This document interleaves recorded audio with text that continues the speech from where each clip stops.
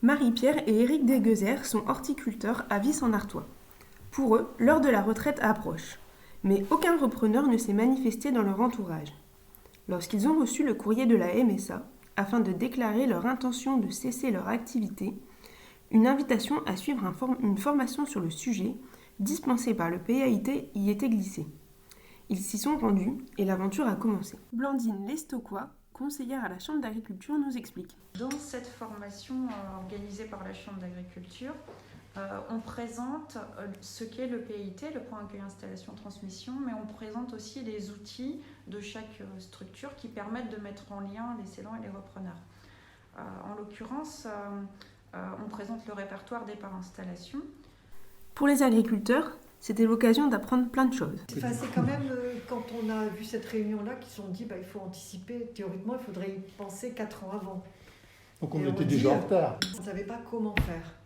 Parce que c'est bien, on peut mettre des annonces dans les revues spécialisées, mais on sait très bien que les annonces ne sont plus vraiment regardées. Deux choix s'imposaient à Marie-Pierre et Éric Deguezer. Soit mettre la clé sous la porte, ou soit trouver un repreneur. Mais pour eux, arrêter l'activité, il n'en était pas question. C'est-à-dire que il n'y a pas de raison, ça a fonctionné pour nous. On a une entreprise viable. Bon, ça aurait quand même été dommage d'arrêter et puis stop, quoi.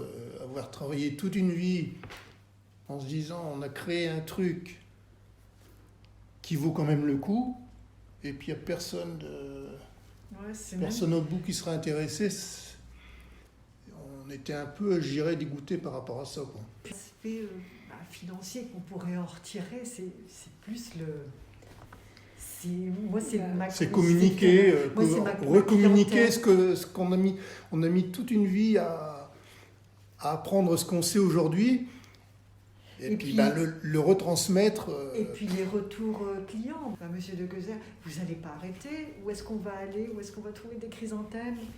Moi, c'est mes clients aussi. Où est-ce qu'on va aller? C'est tout ça qui fait que, non, je ne vous abandonne pas, on reste là. Mmh. Mais nous, on se fatigue. Ni une ni deux, les horticulteurs s'inscrivent et publient une annonce sur le répertoire départ installation. Ainsi, ils espèrent trouver un repreneur. Pour trouver le candidat idéal, ils gardent quand même quelques exigences. Courageux, d'une part, parce qu'on sait qu'il faut du courage, et qu'il soit passionné, et puis qu'il ait envie de communiquer aussi. Malheureusement, 4 à 5 mois après avoir publié l'annonce, personne n'était venu toquer à la porte de ces deux horticulteurs. La particularité de ce répertoire, c'est de conserver l'anonymat des cédants. Très rapidement, ce sont eux qui m'ont dit il faut changer notre stratégie, il faut bouleverser ça, il faut qu'on rende l'annonce plus attrayante et qu'on arrive à toucher tous les porteurs de projets. Donc là, en fait, il y a vraiment eu une stratégie plus axée sur l'ensemble du réseau, mais aussi une volonté de leur part de communiquer sur leur identité et de transmettre aussi par des reportages toute leur passion pour le métier.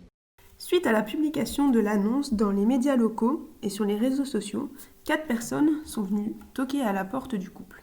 4 candidats, mais un uniquement dans ce qu'on fait aujourd'hui. Dans la continuité. Dans la continuité, on en a eu un. C'est Benoît. Après, on a eu... Donc ça, c'est le premier qu'on ait eu, heureusement. C'est le premier qu'on ait eu.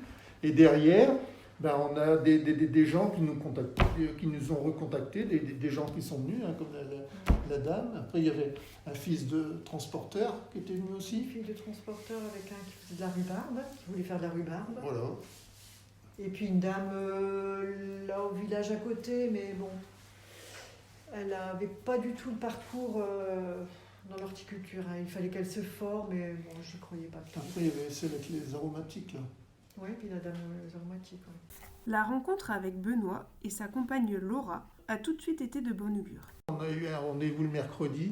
Arrivé ici, il était 14h. Ils sont repartis d'ici, il était 20h30. On sentait que c'était bien. Et puis bon, il y a eu une mise en confiance des deux côtés. Depuis le mois de février, Benoît travaille sur l'exploitation avec Marie-Pierre et Éric Deguezer. Une période de tuilage importante pour transmettre ses connaissances et reprendre sereinement l'affaire. Pour le moment, le pari est gagné. Benoît et Laura sont toujours autant motivés et les idées fusent de leur côté. Du côté de Marie-Pierre et Éric, Ils abordent plus sereinement leur retraite. Même avec le Covid, on est beaucoup plus serein. Hein. Fort de cette expérience, ils se sentent confortés dans ce projet et poursuivent l'aventure.